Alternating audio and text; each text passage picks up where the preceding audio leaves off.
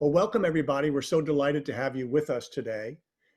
We have with us Fiona Green. She's a 30-year veteran of the sports industry based in the UK, though she has spent a portion of her career working in the US and brings a truly global perspective to her work in sponsorship, broadcast rights, licensing across the full array of sports. Her most recent work has centered on her topic for today, which is CRM, customer relationship management, business intelligence, and analytics. In 2013, Fiona launched her consulting practice focused on helping rights holders adopt the use of data and information to achieve their business objectives. And 2 years ago, she published her book, Winning with Data, CRM and Analytics for the Business of Sports. And of course, in keeping pace with the dynamic, fast evolving sports industry, Fiona is publishing a second updated edition in just a few months. And I have to say that I was honored when she asked me to write the foreword for this upcoming edition of this important, really groundbreaking book. So welcome, Fiona Green. We're so grateful that you're joining us at 10 p.m. your time in the UK. It is indeed 10 p.m. and I'm so happy to be here. So thank you very much indeed for inviting me, and welcome to all the students and colleagues that have taken the trouble to join us. I hope you enjoy your time with us. Just one thing, I love the name Chalk Talk. I mean, really do. I feel like I should be stood with a blackboard and a piece of chalk, you know, scribbling viciously. I'd love to be doing that, but I haven't done that. Instead, the format for today is I'm going to use some slides to talk you through some foundational principles that we launch everything from. Oh, thank you. Someone's telling me I can annotate on Zoom. I'm not that skilled. I can't multitask. So I'm going to use PowerPoint to talk you through some foundational principles. We didn't create them. They're the principles that all the rights owners across the world use. But not only that, also luminaries such as Netflix, Spotify, and Amazon. And of course, what we're doing is taking their principles and framing them for the needs of the sports industry. Because of course, very few rights owners have a need to run 6,000 transactions per second, but rights owners should be putting their customers, their fans, at the center of their thinking and their operations. So we take the same principles and then just reframe them for the sports industry. So I'm going to run through these foundational slides, and then what I hope to do is open up to any questions. As Vince mentioned, I've spent an awful lot of time in the sports industry. Over 30 years, because I started when I was, 5 years old. So please feel free to ask me any questions about the way we apply these principles to the sports industry. I have to say though, I've never worked in the participation of sports at the elite level, so never in the performance of sports. And of course, data has a fantastic application to sports performance, as Vince would attest with baseball. But I do like to talk about it. And of course, there's quite a big and very groundbreaking case going on at the UK at the moment regarding the use of player data and a potential lawsuit that a group of Premier League players have come together to try and challenge the industry on who owns the player data.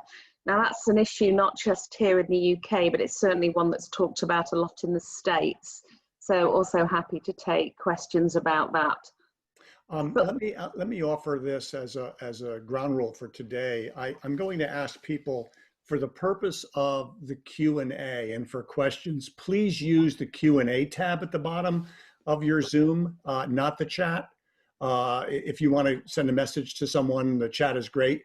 But specifically for the question and answers that we're going to take after Fiona's presentation, I'll specifically reference the Q&A component. Thanks. And just because Yanis has been so quick off the mark, Vince, I'll answer his first question. I don't believe sports performance is treated differently across the two sides of the pond at all. I think perhaps you guys might be a little bit further ahead than many of our rights owners, but certainly the principles, the processes, the actionable insights, the application, they'll be the same, because you know what? None of us are reinventing anything. You know, we're just doing what everybody else is doing. So whoever gets to it first, everybody else follows on. So we'll be doing the same thing, just some of our rights owners might be a little bit behind. Okay, so let's move on to the slides, just because, as I mentioned, I'd like to use these slides to get some key principles across. So just can you confirm, Vince, that those slides are visible? Yes, it is. Okay, super. So we've called this Winning with Data because, as Vince mentioned, it's the name of the book. So I'm just going to whiz through these. So we talk about the role of data supporting two key elements. One is targeted marketing, getting the right message to the right person at the right time, because we live in such a busy world now. You guys tuning into this, you'll be constantly receiving messages from your friends, from businesses, from your favorite clubs, from your family members. And we've got to find a way to cut through that clutter. So delivering a personalized message.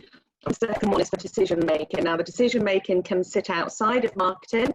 We can make decisions for business reasons that have no impact on marketing, and performance is one of those examples. Or, of course, that decision making also informs the way we market. So we talk about targeted marketing and decision making. So we use a really simple definition when it comes to, I'm going to use the term CRM because Vince introduced it as CRM, and to be honest with you, people still use the term CRM, so I'm going to repeat it.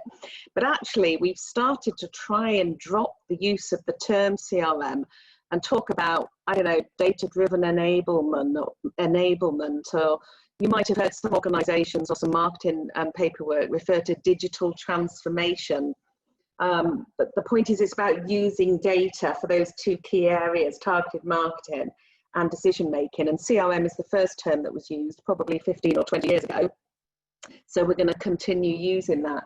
But an interesting anecdote on that, Microsoft, who's one of the leading developers of traditional CRM contact management software, I was fortunate enough to interview a former general manager of Microsoft North America.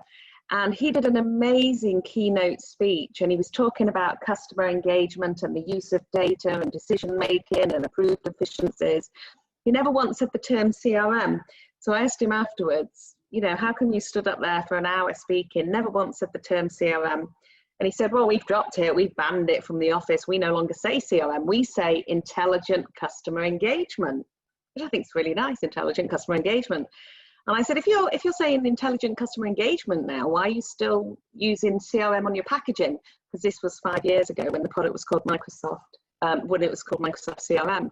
And he said, well, us and Salesforce have probably spent about $2 billion trying to get us to the top of the search engine rankings. So we're going to have to keep on using that CRM term.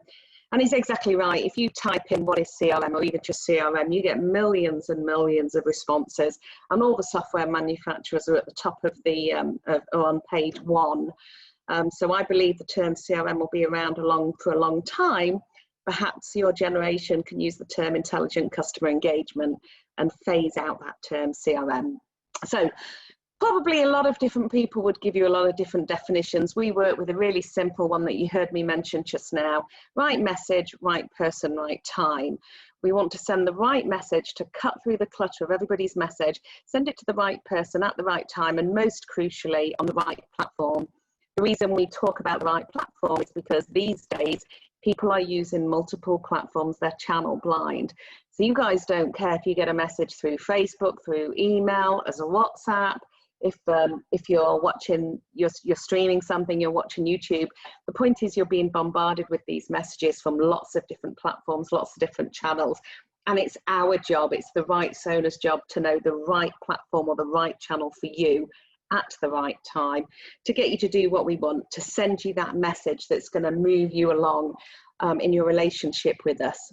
So right message, right person, right time, right platform, but aligned with our business objectives. Now they could be more revenue, more engagement, more fandom, but also for rights owners that are national governing bodies. For example, the US Soccer Federation versus the MLS. MLS is the league that is responsible for the competitive game, but US Soccer Federation is the national governing body responsible for participation.